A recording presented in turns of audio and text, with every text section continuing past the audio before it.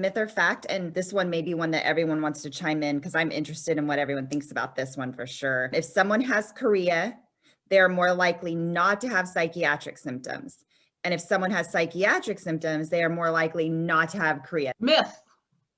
I think, remember on a question way back in the beginning, I said a little phrase, when you've seen one person with Huntington's, you've seen one person with Huntington's. And so it's really hard to generalize.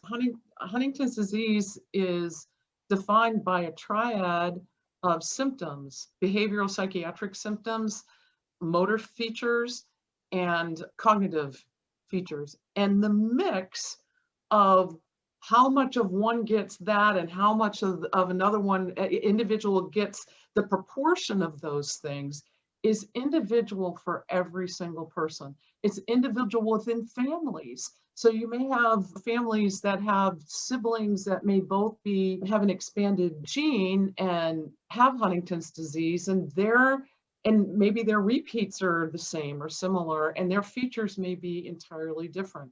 The parent may be very different from the child. And I think it's probably safe to say that the majority of people with Huntington's experience some of it, although I've seen some patients who never had any chorea, but they might have had other motor features like dystonia or rigidity or a tic or something like that. So motor features doesn't only mean, even though that's the most visible one, there are other motor features which occur in Huntington's too. So I think that in some ways, maybe that analysis might try to be comforting in some way, but the thing is, anybody who has the expanded gene, who has a Huntington's disease diagnosis, can have any and all of those features, not either or. I don't know, Tom, I'm sure you've got some.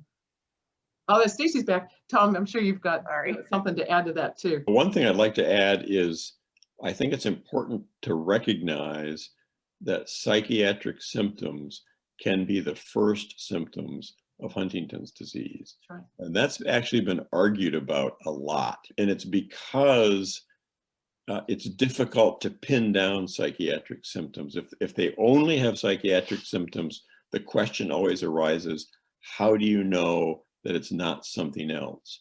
How do you know that they're not just depressed? How do you know that they don't just have a character disorder? How do you know that they don't have schizophrenia? How do you know that it's actually Huntington's disease? And that's tough to pin down. But in my experience, there's absolutely no question in my mind that serious psychiatric and behavioral problems can be the first symptoms of Huntington's without any motor signs at all. And I think that's important to recognize. And it becomes important for the kinds of things Stacy talks about, and that is getting benefits and getting Social Security. Because if you can't get a physician to say this is Huntington's disease, then you're not eligible for the things that you would be if you had that diagnosis. And a lot of physicians are very reluctant to make that diagnosis if the person does not have chorea. So it actually is a very important piece of the whole Huntington's puzzle that needs to be better defined. And in fact, there is a committee, an international committee, working on that issue as we speak. I think that's so true, Tom, and thank you for emphasizing the psychiatric piece. And I'd throw in there a cognitive piece too, because, and I'm sure Stacy's had this exact same experience of a number of families that I worked with who their first symptom is not being able to do their job.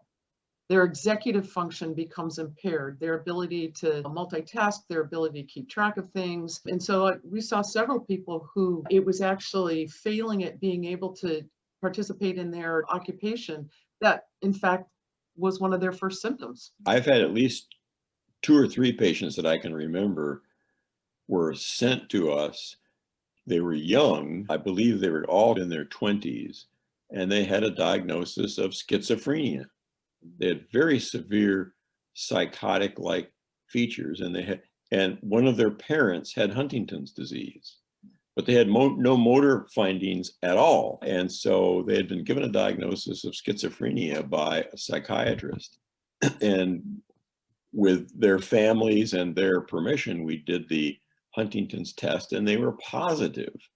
And so I think if you've got somebody whose parent had Huntington and they have a CAG repeat of 40 and they've got and they're delusional and have auditory hallucinations, I say if it swims like a duck and walks like a duck and quacks like a duck, it's a duck. They have Huntington's disease, and schizophrenia is not their actual diagnosis.